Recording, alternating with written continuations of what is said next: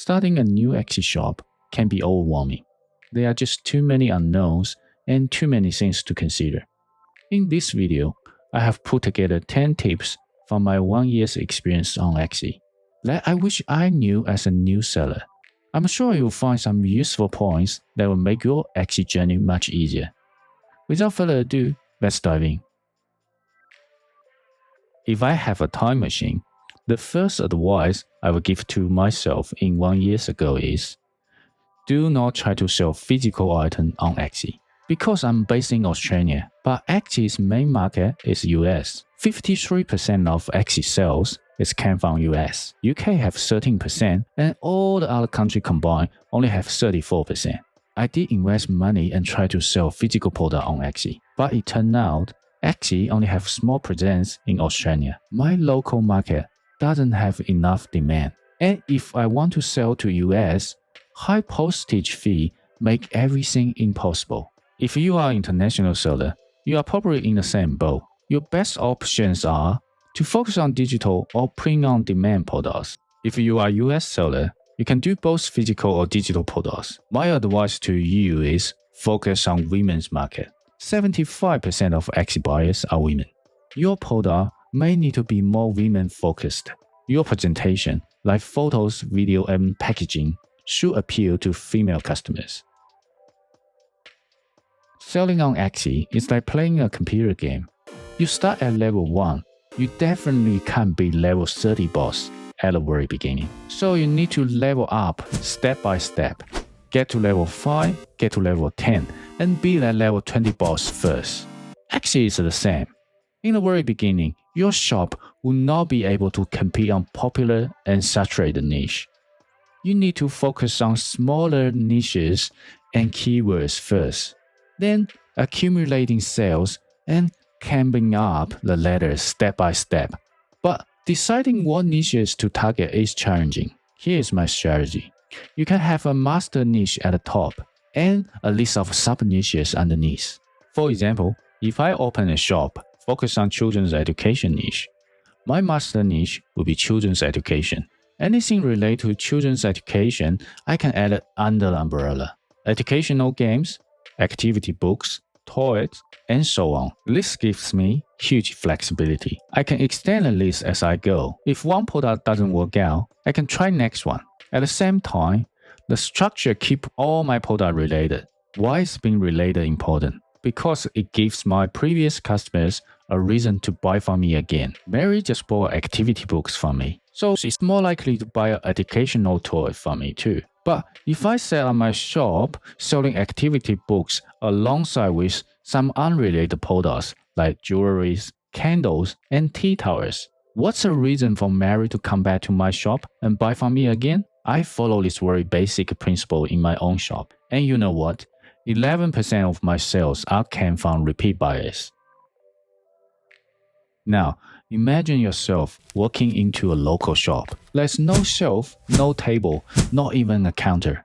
And it has only 3 items laying on the floor. When you try to talk to the shop owner, you find out he's wearing an India outfit and got his face covered. Are you comfortable shopping there? This example sounds ridiculous, but a lot of new Etsy shops look exactly like this. They only list a few items, no about section, no shop policy, no banner, and the shop owner have no profile picture. Do you think customers will feel comfortable shopping with these shops? Please fill up your shop information and list at least 12 to 20 items to fill up the first page of your shop. We all need to understand Etsy fees, so when we are deciding our product prices, we don't run into losses. When we sell on Etsy, there are 4 types of major fees we need to be aware of. A 20 cents relisting fee. This is for every time you sold an item, you will need to relist it to sell it again. A transaction fee of 6.5% plus 20 cents. A payment processing fee of 3% to 6% plus 25 cents.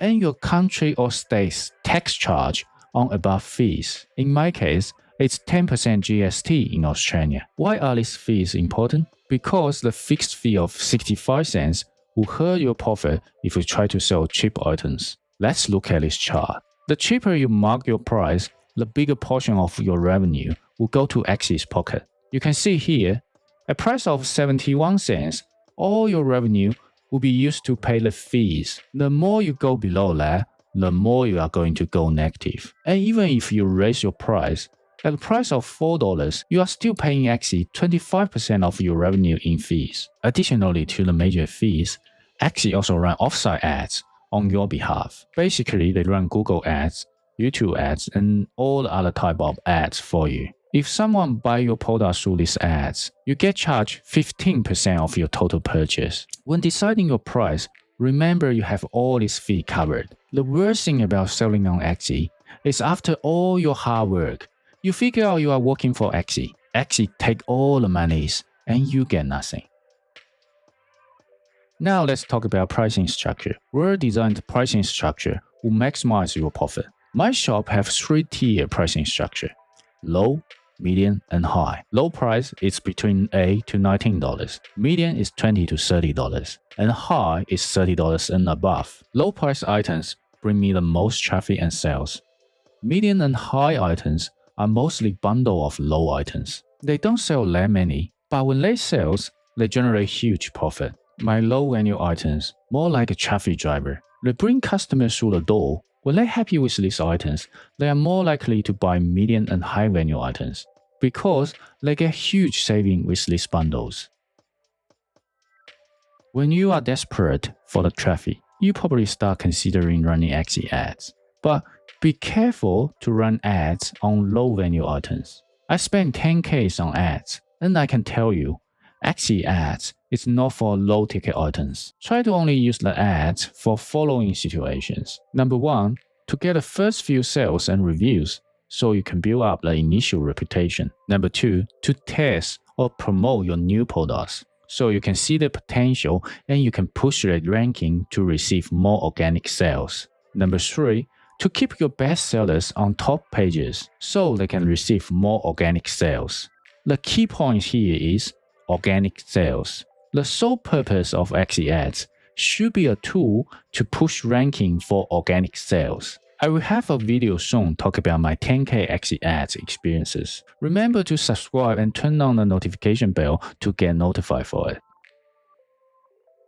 Your first few sales will be the most difficult ones. Convincing a buyer to buy from a shop with no sales history and no review is tough, but I don't suggest you ask your friends and family to buy your product and leave reviews, because that might hide the truth if you choose a wrong product or wrong niche. Let the market test it out. You can try a lot of things to get through this initial period. Things like lower the price to the break-even level, run a sales, promote on social media, or run an Axie ad to buy extra traffic. This stage is the most difficult time, but it's also the time you get the most experiences. Test out different product ideas, find the best keywords, and work on your photos and presentation should be your main focus at this stage. Yes, you will need to fight for your reviews, at least at the very beginning. On average, you get 10 reviews for every 100 sales. It's about 10% review rate. So, in order to get more reviews, you need to ask for it. When I just started, I wrote a message to every single buyer, asking them if they need any help with their items, and asking them if they're happy to leave a review. And I got 32% review rate. It didn't take me much time because I created a message template to do all this. But it built up my shop's reputation very quickly and benefit my sales a lot at the very beginning. I stopped doing it after I hit 100 reviews. And guess what? My review rate dropped back to 10%. If you'd like to check out my review message template, I have it included in the video description. New sellers are the target for the scammers because they are still in the stage of getting familiar with everything. This is some common scams you will see. Number 1, scammer pretending to be Axie support, asking you to verify your account through a fake website. Number 2, scammer try to sell you a very expensive service or course to help you grow your shop. Number 3, scammer pretend to be a buyer having trouble, asking for your login email. Number 4, scammer try to overpay you with a big order, then ask you to pay them back the extra outside of Axie. And once you did that, the initial payment is charged back, and they disappear with your money. You can check out other common scams in the link in the description. Be smart with your credential and your money. Use common sense to stay away from the scammers. Another thing a lot of new Etsy sellers fall into is selling trademark and copyright items. This is probably the easiest way to get your shop banned and get sued by the right owners. Yes, there are a ton of sellers are still selling Disney items on Etsy. But do you know how many of them got shut down and sued? There are better ways to earn money. You don't need to live in the fear and worry until it comes true. Now you have it. 10 tips from my first year on Etsy. I still have a lot of things to learn and improve, and I will keep sharing my experiences. So remember to like, subscribe, and turn on the notification bell to get more content from me. Until next time, take care and happy selling.